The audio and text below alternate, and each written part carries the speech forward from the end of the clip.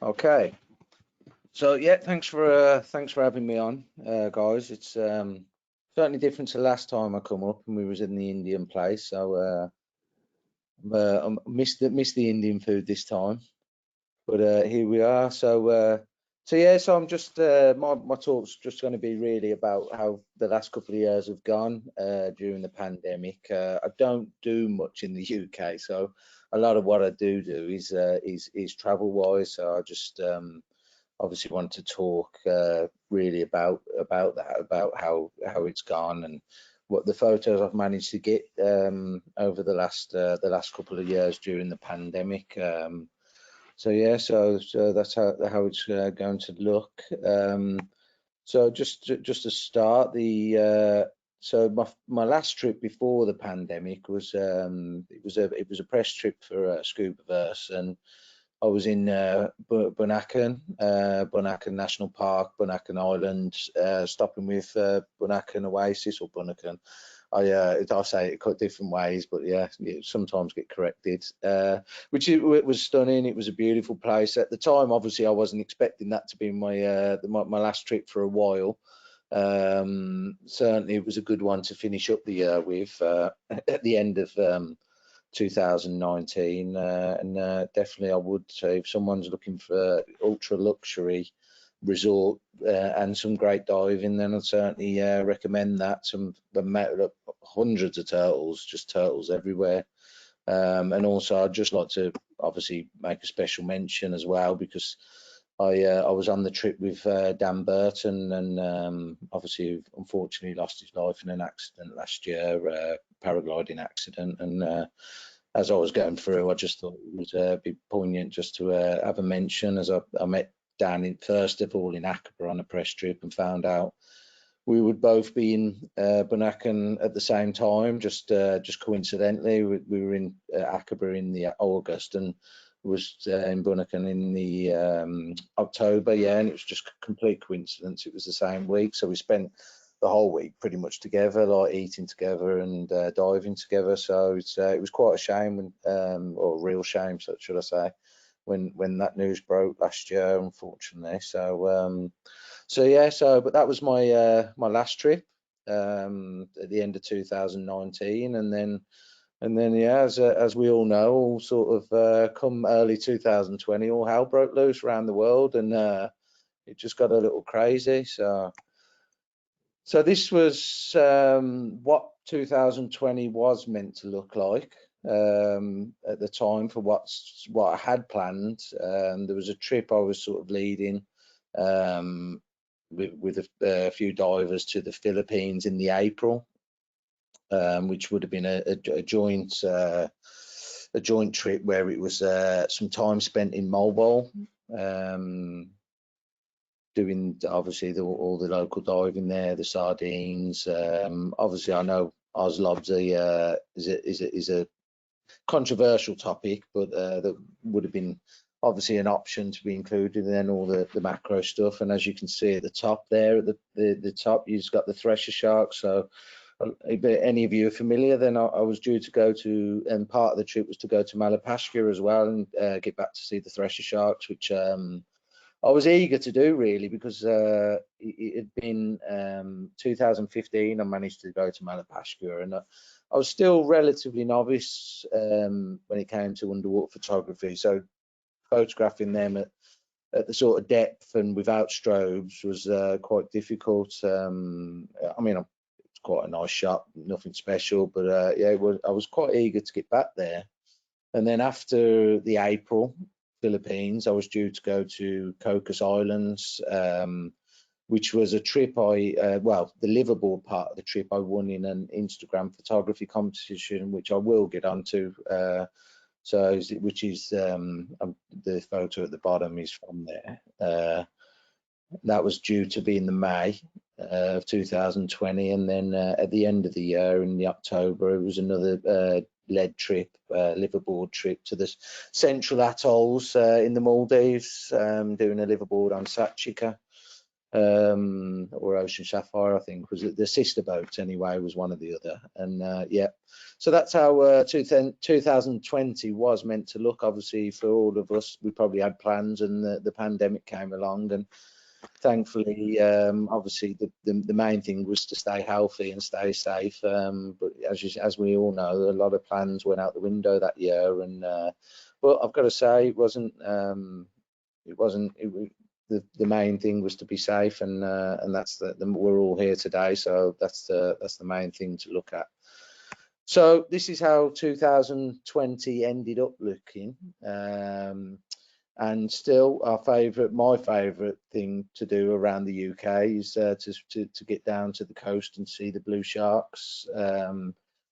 So I've done a trip to see blue sharks on a few occasions. I went with Nick and Caroline before. Unfortunately, that was a dud trip with Charles, where they didn't actually turn up that day. But then I did a couple of times with Charles again, bringing people, chartering a boat with a few other friends and stuff.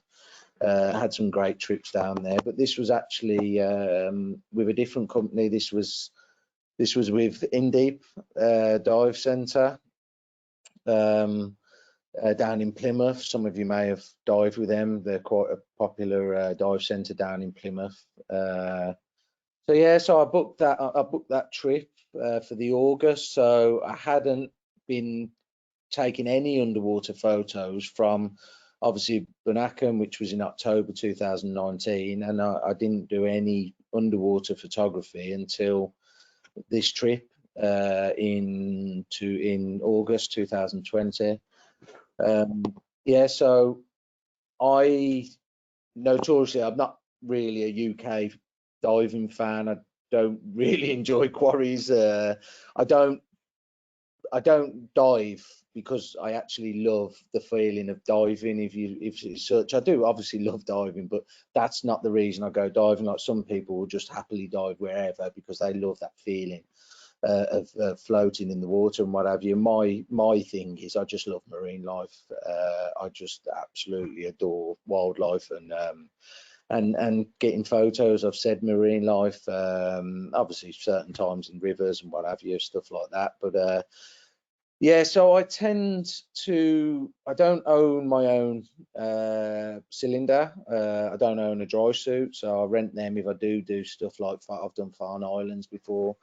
So yeah, so when things slowly, I saw a lot of people, namely like Saeed and Alex Tattersall, were getting some great shots from underneath the piers down close to where they live in Bournemouth way.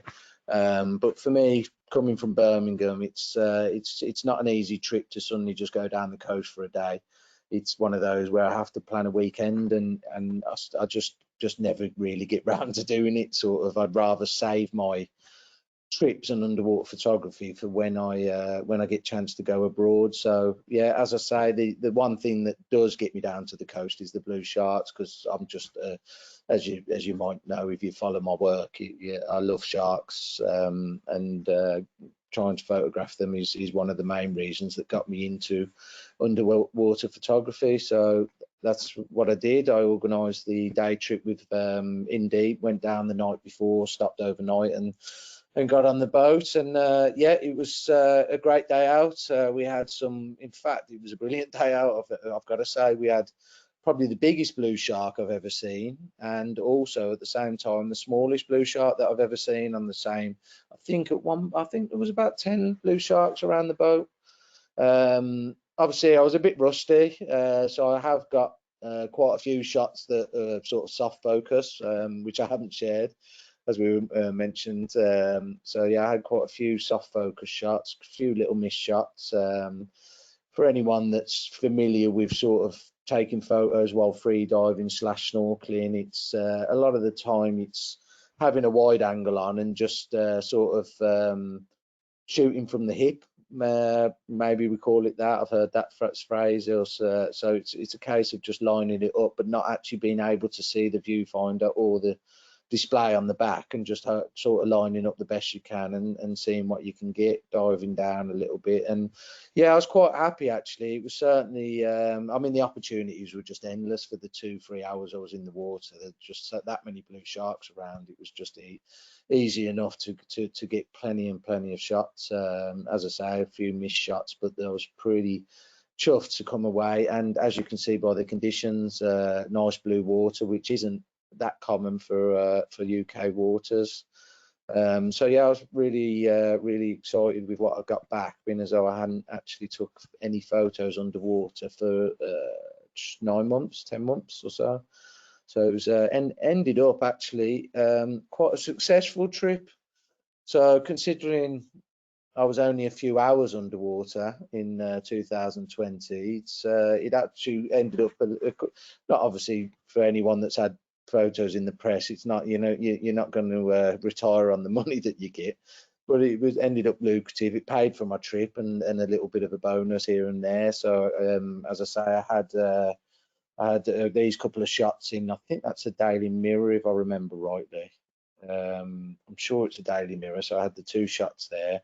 I had just a small shot in the Telegraph. So these 2 were both actually in the papers, so in print. And then there was the bottom right hand corner, as you see, is from the Sun online. So that was an online segment, which you don't get paid much for that at all. The print ones are the better ones. But what it does show as well is the 2 shots with the swimmers, divers, and snorkelers in the frame, the one online and the one in the Daily Mirror.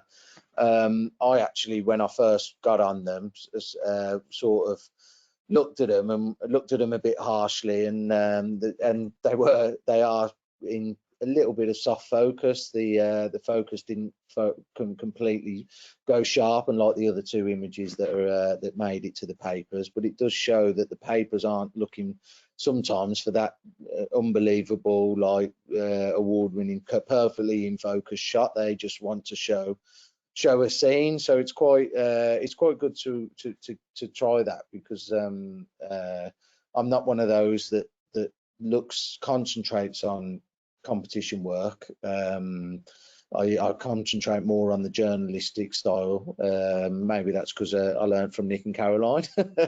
Not saying obviously your photos are competition worthy. I'm not saying that, but yeah, but obviously I remember Nick saying about like getting in and getting the shots and not looking to spend too much time like on one subject, like people who concentrate on the competitions. And this certainly in this aspect does help, because for me personally at the time they were soft focus. I wasn't even going to edit them, but then Caters News, Mike, I think his name is, got in touch, and when I sent him an array of photos, he said, have you got any more with the people in the frame?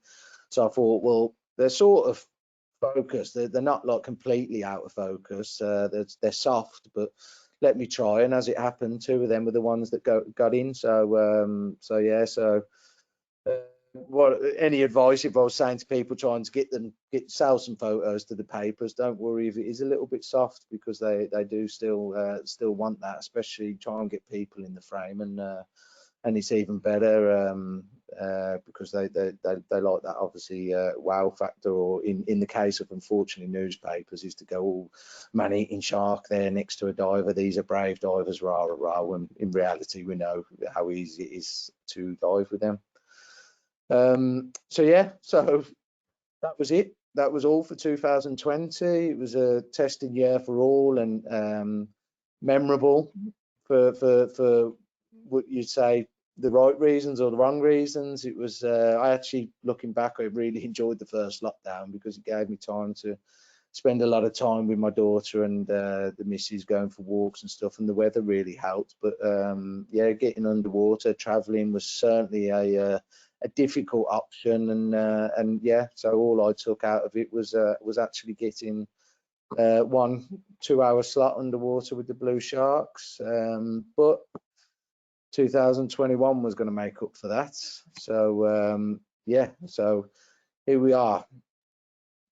A bucket list 2021. It really did end up being a a brilliant year, to be honest. Challenging but brilliant. So this panoramic was a drone shot I got of Cocos Islands. I'm not sure if anyone's managed to get to Cocos Islands out of those that are listening. Obviously, when we have a little talk at the end and any questions, I'd love to hear if anyone has and your experiences. But it was when I found out that I'd won the trip, won the liveaboard part of the trip, knowing the cost of it, honestly, I was over the moon. It was the destination that a friend had showed me videos from and said, he was a dive instructor, and said, why don't you start diving? I don't understand, why don't you don't start diving? Because I love swimming and snorkeling.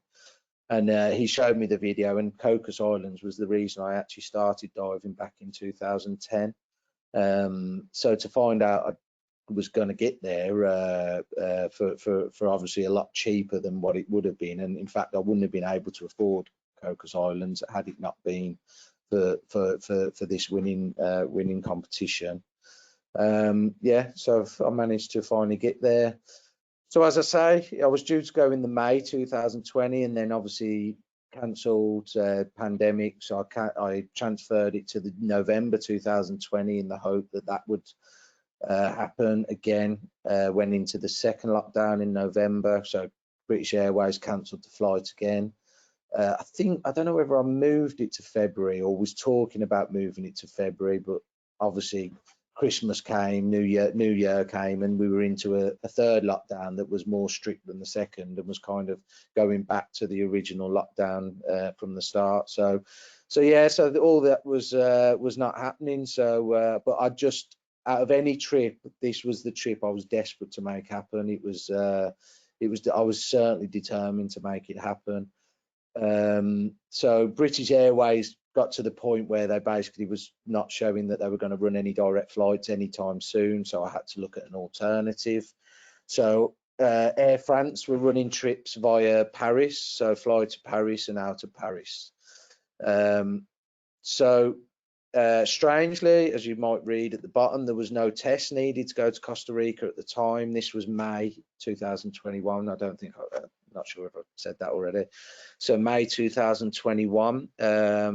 Yeah, so we was due to, so no test. I was just so desperate to go there. I ended up doing 2 tests silly, because obviously it was all new to us, new to me, new to probably everyone else. It was, what do I actually need? What's going on? So I got a test, which I did at home, sent it off, and then I looked and I thought, well, I'd done it a bit too soon. The test come through 3 days, so was I too soon? So I ended up going up to the place to do another test in-house, and it cost me about 150 or 200 quid to do the 2 tests, I think. I can't remember now. So an expense I actually didn't need to spend, but I was just thinking, well, maybe the flight might need me to do a test, what's going on? But I did them anyway. I had the test there, just in case I needed it. It gave me peace of mind. What you did need to do, though, you needed a government approved insurance. As we had a little chat before, there was talk of insurance from Justin and what have you, that you and others about what you need. We did need approved insurance. On the government website, when you filled in, you had to fill in like a registration form, and on there they had 2 Costa Rican companies who they recognised as approved. So I just thought, why not? I'll just book through there. It makes it easier. If I remember rightly, I think it was $160 possibly for the 16 days of travel I'd be in Costa Rica. So yeah, so that so I bought that on there, obviously filled that in onto the form, and yeah, that was it. I was sort of kind of good to go, but I was traveling when non-essential traveling was banned. So I got a commission letter, because I will obviously be doing an article on this, even though it wasn't necessarily for that. Don't shoot me. But I did get a letter drawn up to say that I was commissioned, and then a media pack as well to take with me. Obviously, I just wanted to make sure this travel happened. So yeah, I got that all set, ready to go. Air France was an awkward time, and I didn't want to be away for too long. So instead of getting a hotel in London on the night before, I travelled down at 10:30 on the night, got down on train, and then had to do 2 tubes to get to the airport for about 12:30 in the 12:30 in the morning. And then I think my flight was 6 o'clock, I think. So I slept in the airport, and quite weirdly, it was quite eerie to be in Heathrow. I know obviously I was in the middle of the night, but even in the morning, it was quite an eerie feeling to be in the airport when it was so quiet. I mean, we all probably flew through Heathrow before, and how hectic it normally is. One of the busiest airports in the world, I'd say, definitely UK.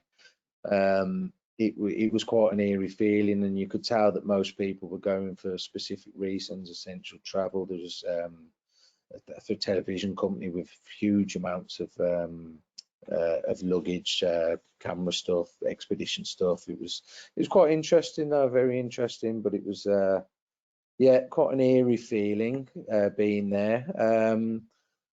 So yeah, obviously whenever I say that I won an Instagram competition to go through, it was actually an Instagram competition ran by Undersea Hunter, who's the Liverpool company that I was diving with, and the boat that I was diving with. Well, they've got 2, Undersea Hunter, and then they've got Argo. So yeah, people always ask me and say, well, I want to see the photo that won it. So as it happens, I was never really that proud of this shot. It was just, I mean, it's a nice shot. It was taken in Jardins de la Reina with Nick on board, actually. Unfortunately, it probably brings back bad memories because Nick had a leak on this actual particular dive. Sorry, Nick. But yeah, so I shared this on Instagram to a dive wild competition on the Undersea Hunter were running. Sorry, actually got so they were doing like a monthly one, a bit like the Scubaverse competition they do. It was a monthly winner, and then at the end they picked the outright winner. And to be honest, even then I wasn't expecting to win, so it was. I was honestly, you can't understand how much I was over the moon when I woke up in the morning and saw them tag me in it, and I was like, oh my god, Cocos Islands. But finally I was getting there. I didn't know if it was going to happen, when it was going to happen. With the pandemic, I was worried that maybe the Undersea Hunter would go, oh, you've expired, but thankfully they were sympathetic to the pandemic going on, so we were able to change dates quite easily and what have you. Well, I say quite easily. They had problems themselves where they couldn't fill boats, so we had to move it again to another day. But yeah, finally I'd got there. So looking at technical wise, so obviously I knew that I was going Cocos Islands. I knew that my go-to lens, the 8mm fisheye, wasn't going to probably be the best option. I'd spoke to other photographers and they kind of laughed when I said 8mm fisheye, but I really, to be honest, I knew that anyway. You're going to see mainly the hammerheads, the scalloped hammerheads for one, and you're not going on any baited shark dives or anything like that. So it's a case of you're not really going to get that close to make use of the 8mm fisheye lens that I'd normally use. So I needed a bit more reach. I hadn't bought myself anything for a while. Wasn't really, to be honest, financially in a position. Obviously, getting married was due last year. This year, it was like, but I knew I needed something, and I had a chat with Alex Tattersall about different options, and yeah, so I went for the Nauticam wet lens, the wide angle wet lens, this second in the 1B, which is the newer one, and it went with my 14 to 42mm easy lens, which was actually a kit lens when I originally bought my EM10 back in 2014. So it was a lens that I just had sitting there in the cupboard, and was actually, at one point I'd nearly sold it, so I'm glad I didn't, because I thought, well, it's a kit lens and that. But honestly, this is a beast. It's the wet lens. It really is. It worked beautiful with the 14 to 42. When it zoomed in, it wasn't great to be honest, but that's like we all know, zooming in, it means that you're too far from the subject, so you want to be closer. But that extra little bit of reach did really help with the photography there.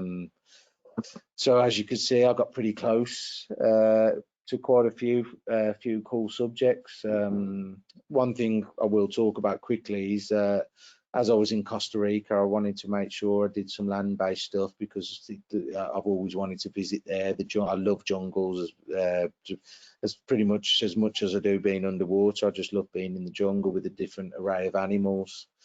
So yeah, so I did. So what I did, and as I say, I'd recommend anyone do the same. Not necessarily where I stayed, but I did 4 nights in Manta, Antonio before I went on to join the boat from Punta Arenas to go out to Cocos Islands on the 36-hour journey out. It was 300 miles offshore, but yeah, completely worth it. Honestly, it was a real wild place to dive.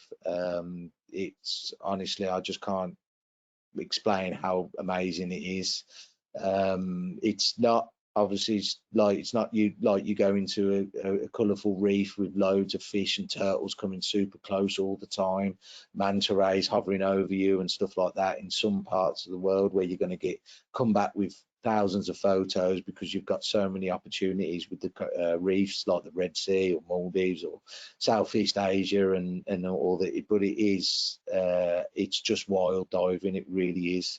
So yeah, so as you can see, I did some time in Manuel Antonio, saw sloths, saw the red-eyed tree frogs, different types of monkeys, but then the highlight of the trip was definitely Cocos Islands. We had an amazing dive. Cocos is one of those places where you go to, and if you hit in big at a dive site, then you continue to dive that dive site quite regularly because it normally pans out that like things happen. I've heard good things about Alcyone, but we didn't really have the best diving there. We had crazy currents, not many sharks coming in close, so we only dived there twice, whereas we went to Dirty Rock 4 or 5 times. We dived Dirty Rock, and honestly, it was just incredible. In fact, the hammerhead shark photo is from the Galapagos shark photo in this are from the same dive. No, in fact, might even be the eagle ray was from the same dive as well. It was just incredible. Close encounters with some scalloped hammerheads, and then we had an incredible moment around 16 meters with, I think it was about 6 Galapagos, and I mean big Galapagos sharks, just circling the dive group. It was like I was on a baited dive. It was crazy. They literally just came within touching distance, just circled the group. It was just crazy. And I love eagle rays, so that was while hanging out looking at hammerheads, that eagle ray just come up passing. And then obviously you've got other dives where the jackfish at Dirty Rock were just incredible. The schools of jackfish just completely surrounding you. And then the caves at Submerged Rock where you've just full of fish life and the white tip reef sharks swimming around. A couple of frogfish, which sometimes people don't expect with Cocos, but yeah, there's a good chance to see the frogfish. And then you've got the red lipped batfish as well, which we saw, but I didn't really get a great photo of that because he was being very skittish. But then you had Manuelita, was another amazing place to dive with just like so many sharks. Whale shark there we saw as well. Just incredible place, really is diving wild. So this is one of my favorite shots from Dirty Rock from the whole trip. I love the fact that when that turn, it was actually a lucky moment because I'd stayed away from the group. We're on another rock a little bit further away, and I'd shallowed up a bit to conserve some air and what have you, because I can be a little bit heavy on the air. So I shallowed up a bit, was watching them by the rock, watching the sharks go by, and just happened to turn to my left, and this shark was coming quite relatively well, as you can see, quite close. And I just managed to get the camera up, fire off a shot. I was having trouble with my playback button, so to be honest, I actually didn't know whether I'd got this shot until I got back to the boat because it was such a quick moment. I was just praying that when I got back to the boat, it was in focus. But as I say, that wet lens, the Nauticam wet lens, is an absolute beast. It's a brilliant lens. And as I say, when I finally got back to the boat and managed to review the photos and saw that this was sharply in focus and caught it at the moment it turned like this, it was just, yeah, it was a good feeling to get that.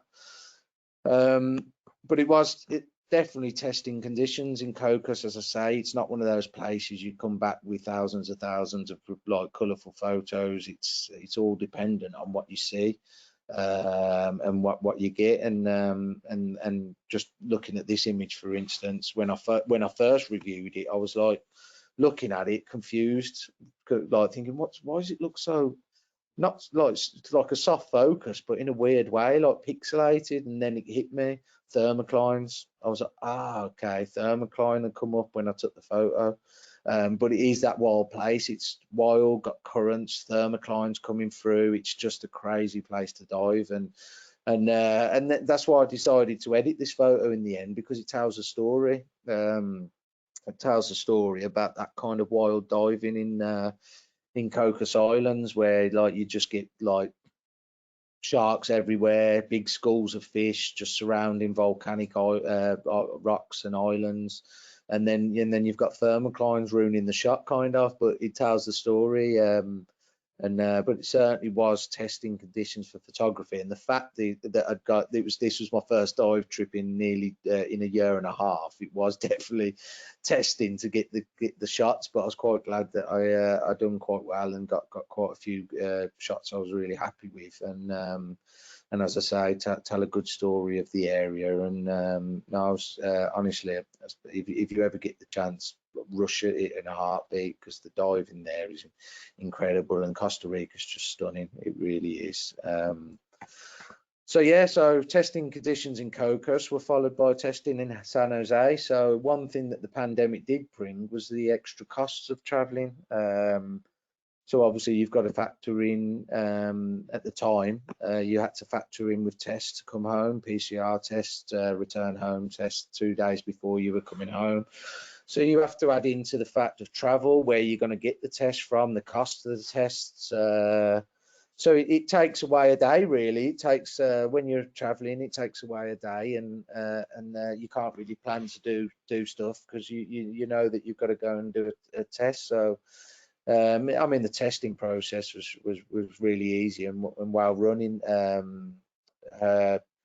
Biblica Hospital in San Jose, it was really easy to do once you book in online and what have you. It's quite quick and easy, but it's it's one of those things that unfortunately we're having to do with travel at the moment, is extra things, extra costs, extra time out of your travels, and a bit of an inconvenience, really. And but I had to make Cocos happen, so whatever I had to do to make it happen, I did, and I just got there, and thankful I was. And to do a trip like that as your first trip in a year and a half or so since the pandemic, it was really, honestly, it was just one of the best trips of my life. It was just incredible. So yeah, so as I say, I'd recommend anyone to get there. So yeah, so I did that in May, and then over the summer period, we were the missus was saying that she really wanted a trip away. The little one was looking forward to our holiday. We had a family holiday to Jamaica rearranged and booked for this year from last June, I think. Yeah, June we were meant to go, so we had to rearrange that. So yeah, so that got cancelled. But during the summer, I saw that a lot of people were getting over Tenerife relatively easy, if you were double vaccinated.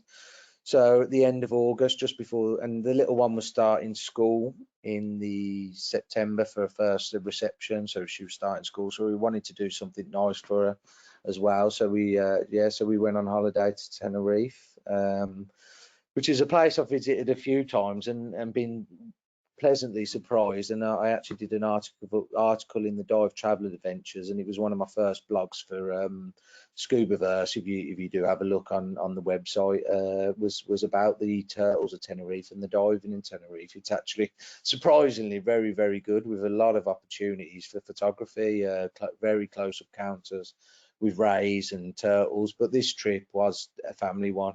I'd just been on a really good trip. Well, not just been on, but I'd been on a really good trip to Costa Rica. So I wanted it to be a family orientated trip, but I had to do one little trip out snorkeling. So I was just, I took my brother-in-law, who's 18, so it was 17 at the time, sorry, out to see the turtles, which is something I always want to do, is introduce people that I know who wouldn't normally be introduced into the ocean. Yeah, so I took him to see the turtles at Los Cristianos. I was a little bit rusty with my free diving photography. Last time I gone, there was a lot more action from the turtles. This time they were coming in fleeting glimpses to close to the boat. So I turned around a couple of times, and again, snorkeling photography, sort of shooting from the hip, not really like lining up the shot, just diving down, trying to get there quickly before they pass. And I tried to get one of the brother-in-law Lucas and the turtle, but it's again soft focused. I edited it because Lucas is in it for him. I wouldn't normally have edited it, but I did manage to get some nice shots, some really nice crisp sharp shots, and the conditions were just incredible. Super flat water, really clear, beautiful conditions.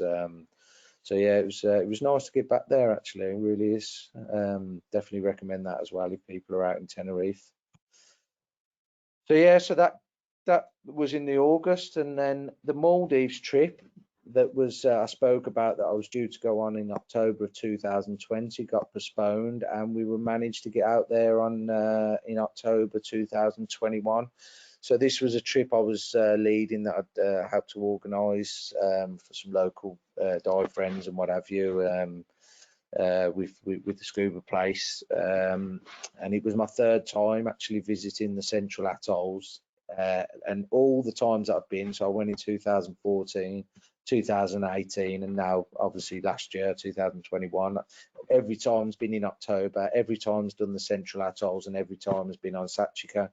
So it's been quite interesting actually to see the difference over the years, and honestly, this trip was unbelievable.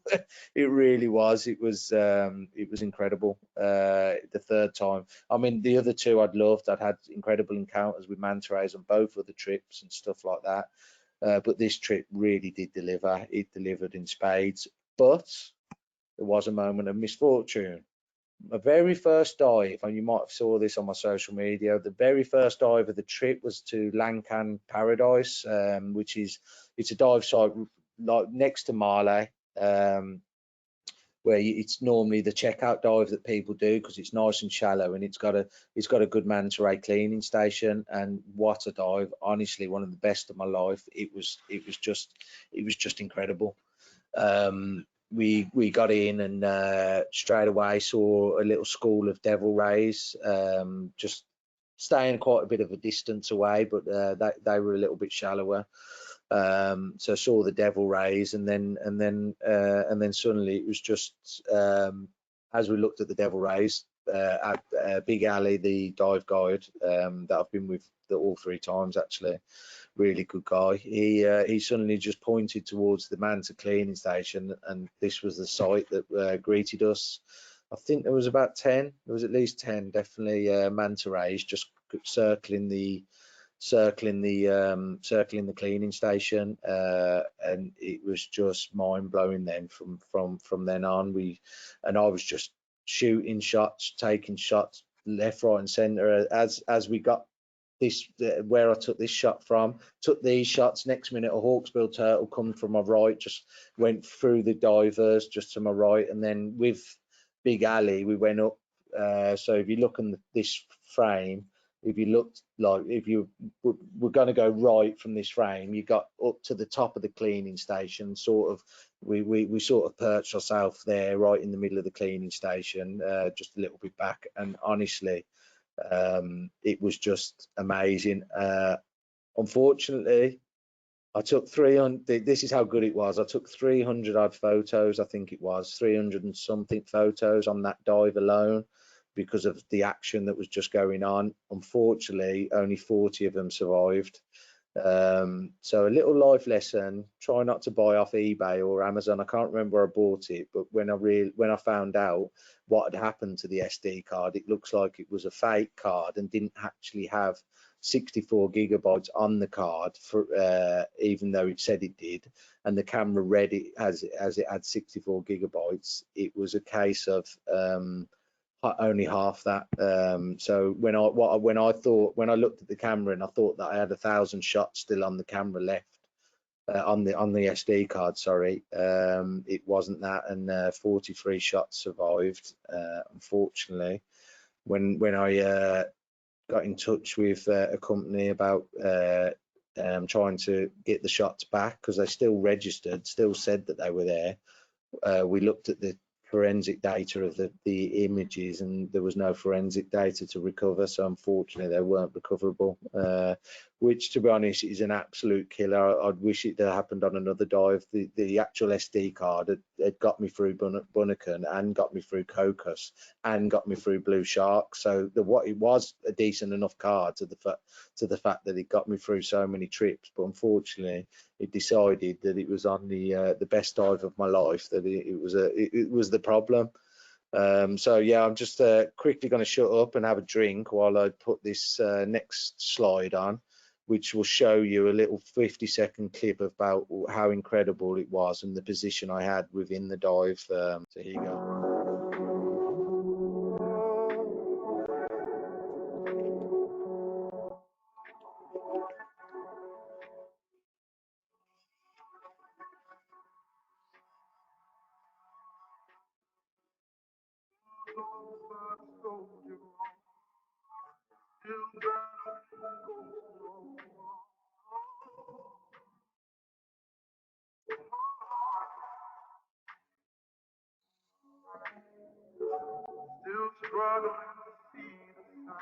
So yeah, I had a little cry then, remembering that I missed all them shots.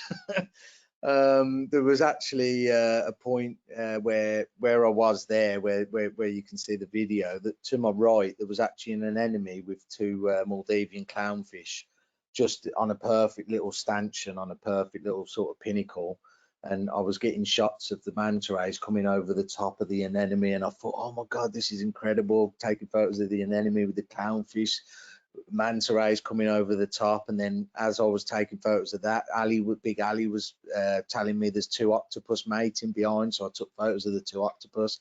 Then he told me the devil rays were coming back behind, so I managed to get a record shot of the devil rays. Well, what I thought I had a record shot of the devil rays, and I was just like going, oh my god. And even on the safety stop, I've got another video which it's on my phone, in fact, so I forgot to put it in here, which would have been interesting to see. Was on the safety stop. We went up to 5 meters, and the actual two of the manta rays did a tornado between me and my one of my dive buddies, James, and he's got it. It's his video, and it was just, you can hear me screaming excitement, go woo, like in the video. It was just, well, honestly, an incredible dive, but unfortunately a bit bittersweet that I lost all them photos. But hey ho, I've got the memories at least, and some photos came out. So yeah, one of the other reasons that this trip was so successful compared to the other 3 times was I finally got some grey reef sharks photos that I was happy with, should I say. Grey reefs are notoriously, they're quite skittish, grey reef sharks. It's normally very hard to get close enough to get a photo. And if they do come close, I've had, like the 2018 trip I did with the visibility was just horrendous to take photos of them. Even though they come close, it was just green water, and just made for horrendous shots. But yeah, we just got super lucky. The conditions were amazing, and we had some really nice close-up grey reef shark action, like the single action. I know you obviously sometimes you can get the big schools swimming up and down the channels, but yeah, we were at the one of my favourite dive sites in the Central Atolls, the Fishhead dive site, which, as I say, in 2018 the conditions were horrendous. It was green, whereas this time around it was just nice. It was beautiful.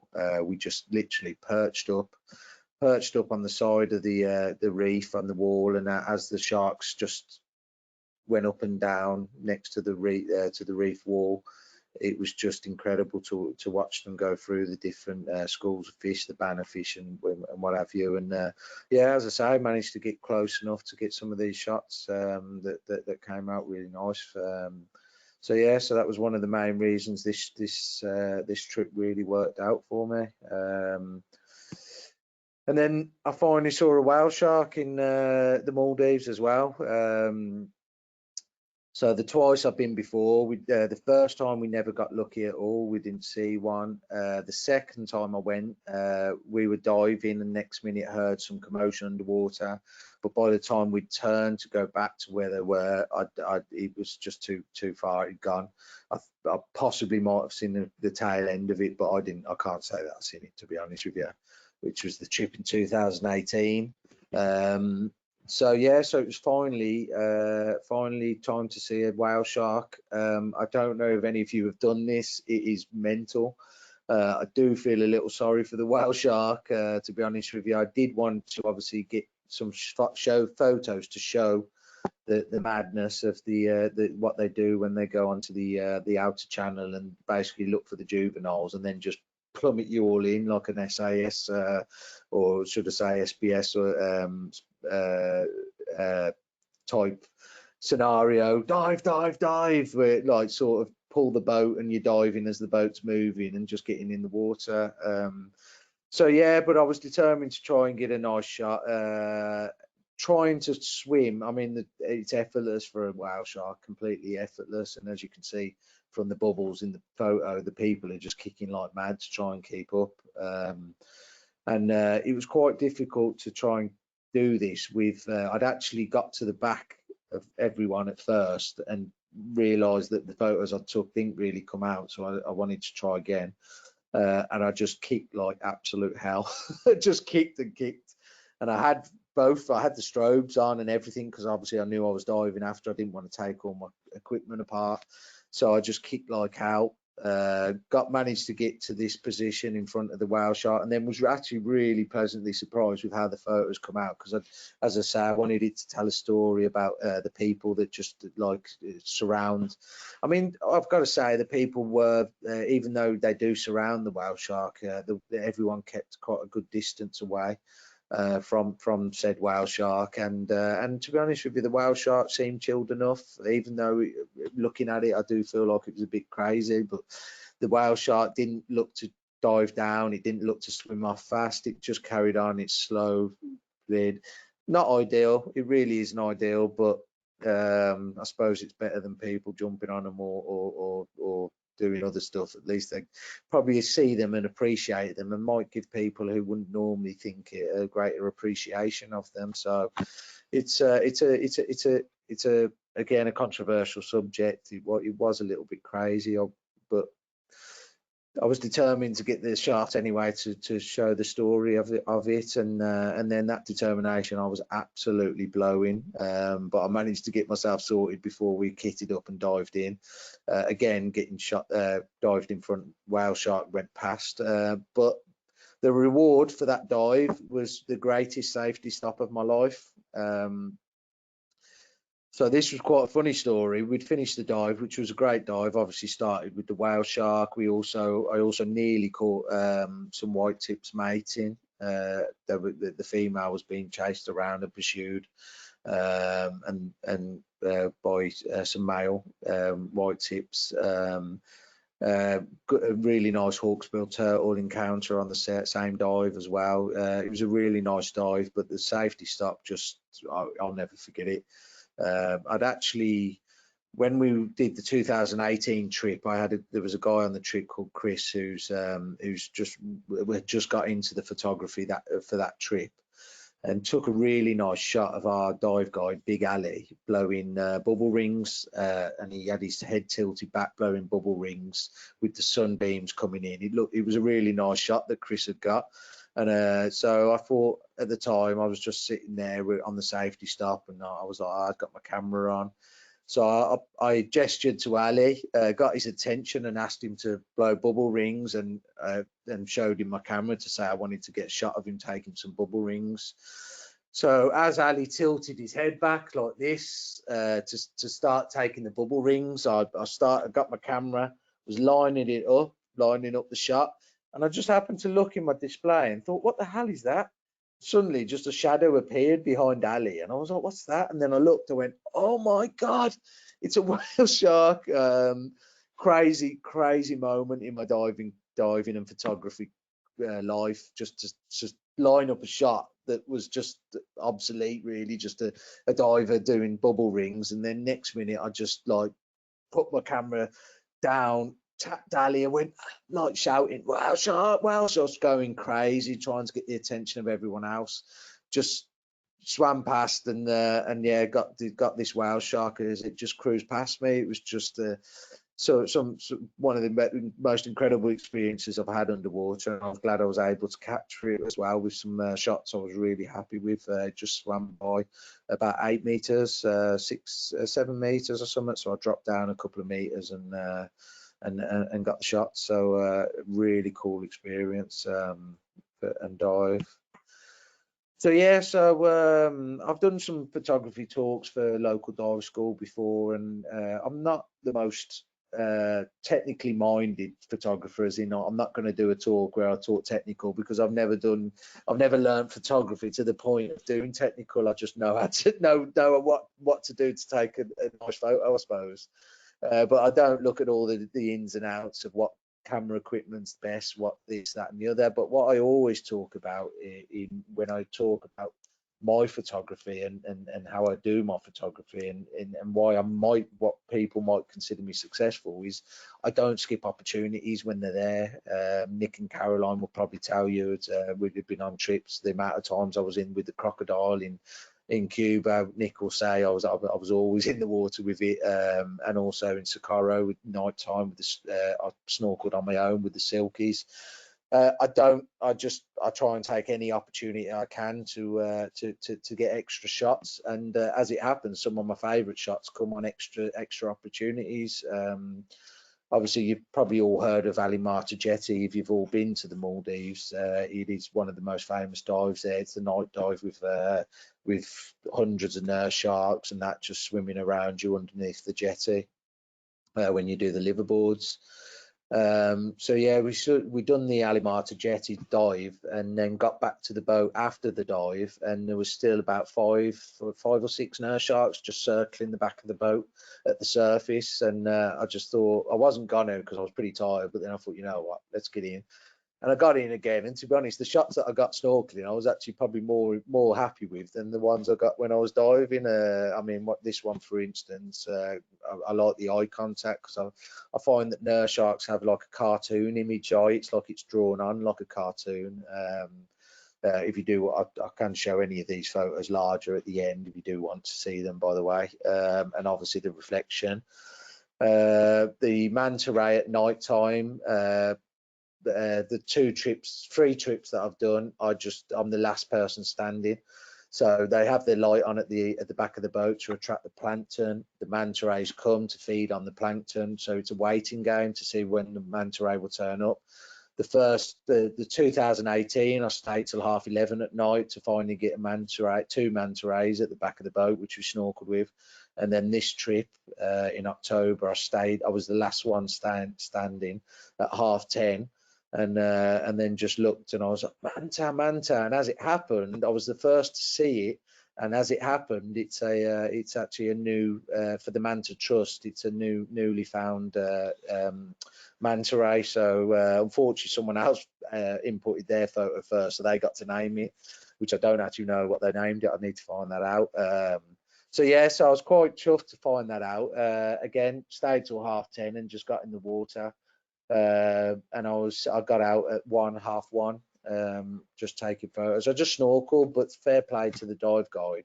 He took people down at 11:30 at night to do a shallow dive with them, but I was already in snorkeling, and to be honest, there was only one manta, so I thought I'm happy enough doing the snorkeling. I was pretty chuffed with this shot, actually, this symmetrical shot. So and then the other 2 shots are from an extra night dive we did, where you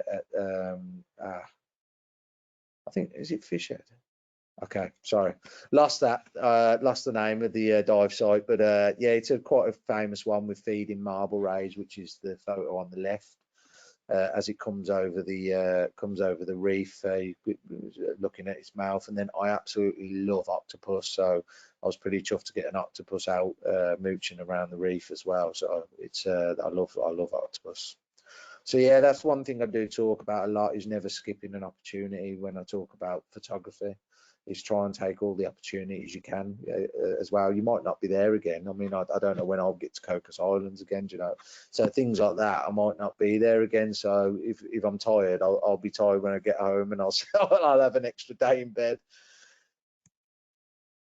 Some other shots from there. So the nurse shot was actually from diving, which was quite enjoyed the showing inside the mouth. The hawksbill turtle was coming in. That was when we were photographing the grey reef sharks. That hawksbill just kept swimming around and trying to capture the attention of the divers while they were looking at the sharks. There was another opportunity with manta, a single manta ray this time on a dive on the second day. Again, sorry, I can't remember the dive off the top of my head. I forgot to write it down. There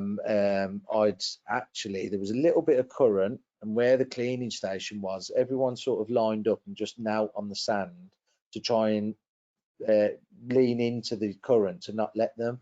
And then I just looked to my left and I was like, no one's there. That's the cleaning station. And so I moved over and I was protected from the cleaning station. I wasn't on the cleaning, I was protected from it. And I was just kneeling there, and next minute I looked to my left and this manta ray just appeared right next to me. So another exciting experience, as the manta ray came just literally past my head straight away and then circled 4 or 5 times. And I always like trying to get underneath and getting that shot looking up, and with the strobes rather than silhouette, I tend to try and get the strobes lighting up the underneath. And yeah. Again, Maldivian clownfish, when the anemone's closed up a little and you get that real pink colour, it's always better, I think, than standard anemone. And then batfish, I think that was at Fishhead again. Little school of batfish was again. I always love schools of fish, and batfish are some of the best to photograph. So yeah, a great trip it was. A great trip, that Maldives trip. Now I'm probably preaching to the choir here, because I know a lot of you are accomplished underwater photographers. You know now all about the strobe position, so this isn't really for your benefit, but it was something I wanted to talk about, because there was a diver on my trip, Matt, who's recently purchased a camera with a couple of strobes. He's in part of the local dive centre that I'm with. So yeah, so Matt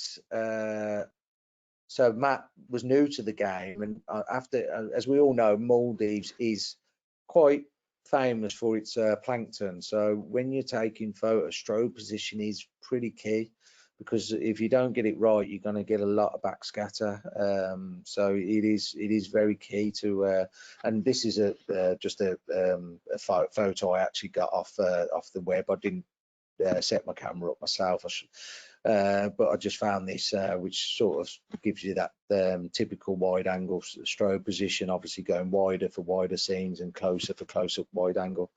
But I talked to him, so this is why I wanted to talk about it, because it's always nice when you're on a trip to be able to help someone. And he said, he said for the first day or so, he was like, all this stuff in the water, it's just like completely blocking out the subject. And he was on about the basically backscatter, and what it was, he had his strobes. He wasn't diving with me, so I didn't notice this until he mentioned it.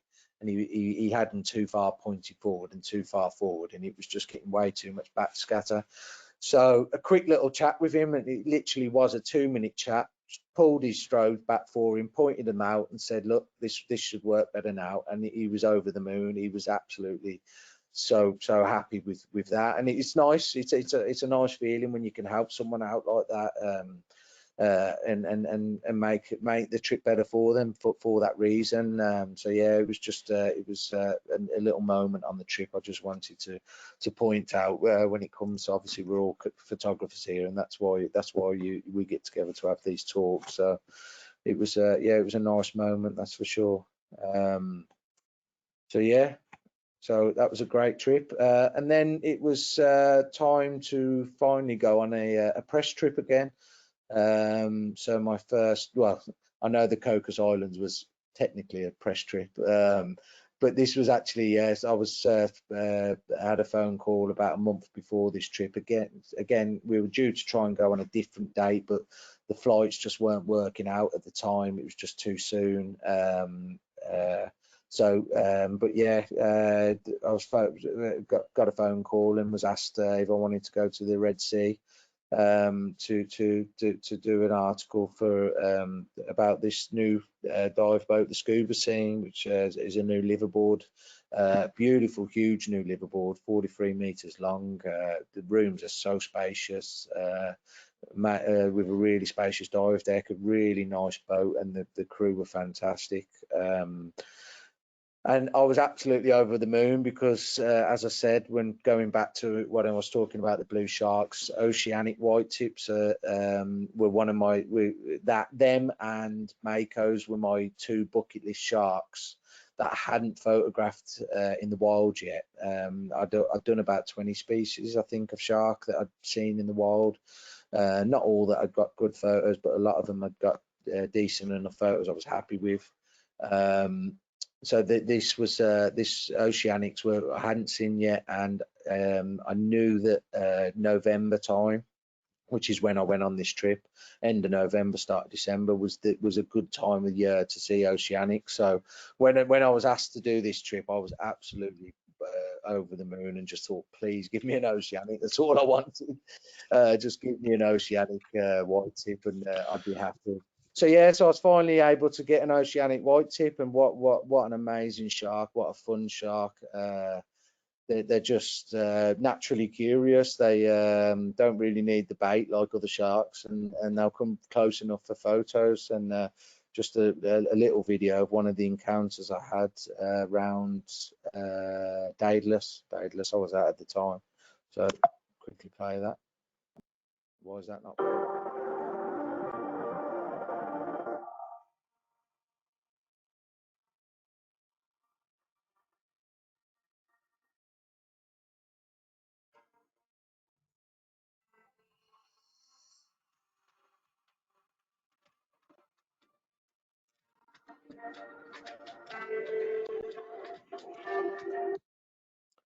So yeah, yeah, I was absolutely over the moon to finally get one.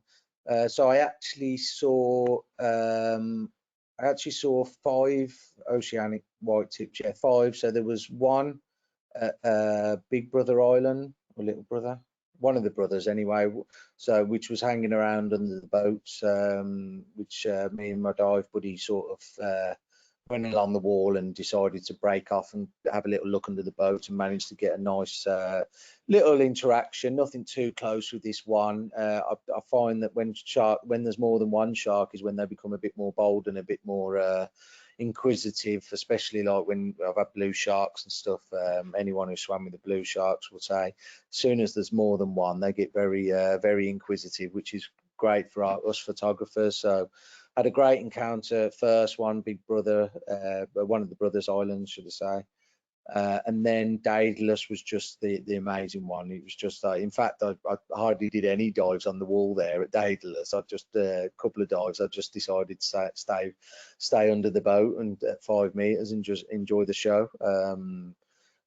So yeah, so I got some nice encounters. Conditions were lovely with the rays coming in. It was a nice reflection as well. It was just incredible, actually. It was such an amazing experience to have those moments with sharks coming super close. And then the next slide is actually my favourite oceanic white tip I took. So let me go across. So this. You might be wondering where I took that, because they do say don't stay at the surface with oceanics, because that's when they get a bit more. This was actually taken while leaning over the rib. We were coming back from our first dive at Daedalus. This was before we really knew that the oceanics were there. And as we were coming round to where all the boats were moored up, the liverboards, there was a lot of excitement on board. Suddenly we saw loads of ribs all hanging around, and then we noticed the fins popping up through there. And again, like I said before, never want to miss an opportunity. I just thought, right, let's get my camera, let's put it down the side and see what happens, and just spray and pray, as they say. So yeah, luckily for me, the oceanic, there was 2 of them circling at the surface, and they were being very inquisitive with all the ribs at the surface and the excitement at the surface. And obviously me putting my camera rig in the water, yep, it comes straight up to it. It was nerve-wracking at first. I didn't want it to go from my fingers. The one guy did say he thought he saw that it opened its mouth, because he asked me, "Did you get its mouth open? Did you get its mouth open?" when I come back up with my camera, but I didn't get it with its mouth open. There's 3 shots actually. 2 of the others I really like as well, which I can show at the end on it. I'll go through my folders if anyone did want to see the other 2 shots. But this I haven't properly shared yet, because I do want to save it for the article when it comes out. If they want it, that is. But it's certainly one I was really proud of. And the fact is, I wasn't even in the water for it. I was just leaning over and just spraying and hoping, and it just happened to come in the perfect place. And the water movement was sort of tells a story about how crazy it was like. So yeah. So again, amazing sharks. Just love them. Get me in the water with them any day. But yeah, so going back to the Red Sea, it was just incredible. I'd done the Red Sea in 2013 November, which was my journey into underwater photography. Was where it was just when I met Nick and Caroline, and I'd added one strobe and what have you to a Canon G1X that I had in a Canon housing. I went and did an advanced open water course with a local scuba school on a week to Sharm el Sheikh. And you soon become familiar with the typical Red Sea scene. You're going to see lionfish, you're going to see the clownfish, you're going to see giant moray swimming around, typically scorpion fish, and then the colourful reefs are full of soft and hard coral. It becomes very blue spotted ribbon-tailed rays as well. It does become a very typical scene when you go the Red Sea, and I went there again in 2014. Which was a Southern Red Sea liverboard like this one was, to Daedalus and Brothers and Elphinstone. And I hadn't been since 2014, so 7 years, which is quite a long time really for a UK resident not to go to the Red Sea. But it was good to be back. It was really nice to see those reefs, see those colourful the colourful scenes that you get in the Red Sea. We had some incredible encounters. That this hawksbill in particular was on Daedalus, on one of the dives at Daedalus, and then there was some couple of hawksbill encounters at Elphinstone, as well as another oceanic white tip. The lionfish photo in the frame there, that's from Elphinstone, as you can see the wall from the South Plateau, isn't it? Yeah, and then you've got the typical sort of scenes there at the bottom with scorpion fish and lionfish, and then the antheas. It was really nice to be back, and I love blue spotted ribbon-tailed rays. Just always happy to see them and photograph them. And then the wreck of Namibia, when I went there, Namibia? Oh, I've lost it. My mind's gone blank. The wreck at one of the brothers there. It was Big Brother, sure.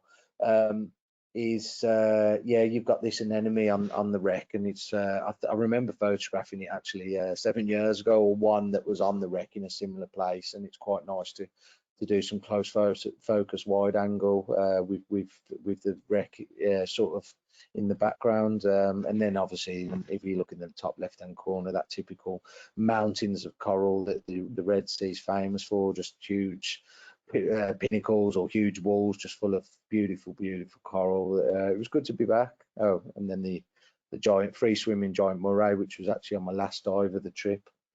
So yeah, an amazing to get back to the Red Sea. It really was amazing to get back to the Red Sea. So yeah, and another surprising dive was at Abu Dabab 3. We'd left Elphinstone early, I think, because yeah, we'd left Elphinstone early because the weather started to turn. I mean, the boat's a big boat, so it is able to cope a bit more with the bad weather, and that's why we stayed out longer at Daedalus and Elphinstone. But we did come back in, and I didn't have a buddy for the one dive because my buddy decided to take a rest. So Adma, the dive guide, was really excited. Said, "I want to be your buddy. I want to be your buddy," because he wanted to take me to this cave system, which is most of the time only about 5 meters deep. But it was a really fun experience. I've never been one to think of cave diving because, to be honest with you, some of that squeezing through like caves and that scares the hell out of me. But something like this, going into like open where you can sort of see light coming in and caverns and all that sort of stuff, and I wouldn't mind doing the cenotes in Mexico, but it was a really fun, different dive. It wasn't obviously I mean, you go to Egypt and Red Sea, you know, the usual typical reef dives you do. You know, you pretty much know what you're going to see. With the pinnacles and all the other stuff I mentioned previous, but this was actually a complete change to what we was looking for. So I really enjoyed the dive. Unfortunately, my dive guy was a bit excited himself, and I was trying to get him to pose for more shots, but wasn't able to really get them. I managed to get this candid shot as he was working his way through. He didn't know I was taking it. He didn't pose for it. I just thought, right, you're not listening. You're not. I should have spoke to him beforehand. So I just tried to take what I could, and it come out quite nice with the beams coming down onto him. But yeah, that was a really fun dive. If anyone gets a chance, and ask one of the guides if they know about it.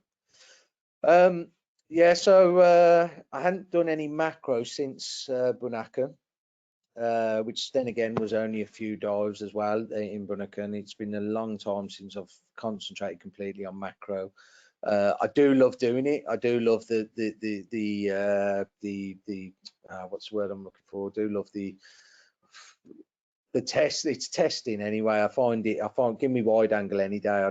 I'd happily do wide angle and be comfortable. Macro is a lot more testing. It's a lot more really, like, especially if species are, I mean, I'm in the nudie branch in this, the pajama nudie from the Red Sea. It was in a nice position. It had blue water behind, so I could get a black background quite easily. So that wasn't that testing. That was quite simple. But then the others were a little bit more testing, obviously with coral, shrimp, and goby, with coral goby, and the clownfish. Obviously they move quite a lot, so getting them into position and waiting for them, and then obviously when you've got stuff like this leaf fish, which I'll talk about in the next frame, but it wasn't in the best position to get black backgrounds. And obviously because the trips, I mean, the peacock mantis shrimp is from the Maldives, and the clownfish. So I tried some mackerel in the Maldives, and I tried some in the Red Sea. So it'd been 2 years since I'd done any mackerel. But they were wide angle trips mainly, so I wasn't going to start filling up my luggage space with a snoot, which I have got, but I'd only normally bring on a specific where I was going to do quite a bit of macro stuff. So this leaf fish, as I say, was in a difficult position to get black backgrounds, which I'll show in the next frame, the raw file of it. It also, I was hovering over, but quite close sort of to the reef, just hovering with my legs up, and I didn't realise where I was. I was over, or suddenly this, I think they're calling the black eye moray eel, because I've got like a black mark here. They're very bitey. The next minute I just felt a little bite on my leg. I was like, what the hell is that? As I looked back, the moray had come out of its hole, come up, bit me, and then gone back down. So I had to move and find a better, and just give it some time and move away from that for a bit. But no, it's nice. I do love macro stuff. Absolutely love it. It was nice to get back into doing a little bit of macro just to get the practice in. But again, it was something that I wasn't particularly doing much on the dives, on the trips. So as I say, if I go to the next frame, you'll see. So obviously this shows you the difference between doing a bit more in post-process, or if you've got the equipment or the right angle to get the photos where you don't have to do much in post-process. Macro works either way, I feel like, but it might, obviously without the snoot, it was very, very difficult. I mean, there's rocks there, I couldn't really get the strobes in to turn them back, to turn them sort of side on to get more into the leaf fish so that it illuminated the leaf fish, but also didn't get too much on the background. So I took what as best I could at the time, to try and eliminate too much so that I could bring the shadows down. And then I just did a bit more to get that snoot effect. I did it more so in post process. So I used the brush tool. So I brushed round sort of the side and got took the exposure down, took the shadows down and what have you around the leaf fish. I think I spot healed out the rocks there. I don't think they're still there, but underexposed. Yeah, I spot healed them out because obviously didn't want them. But as I say, you can't. Obviously, if you were going to enter competitions doing shots like that, you can't really do it because there's too much processing, taking things out and what have you. But it was just to get to do a bit of a shot so that I had some macro stuff. And obviously, I didn't have my snoot with me, so it was, I had to do it in post process. But it works. It's actually I like the shot. It's nice. Obviously the two below were actually taken in Bunaken, and that's where I did have my snoot with me, and it does show the difference in the fact that the snoot does the work in that sense.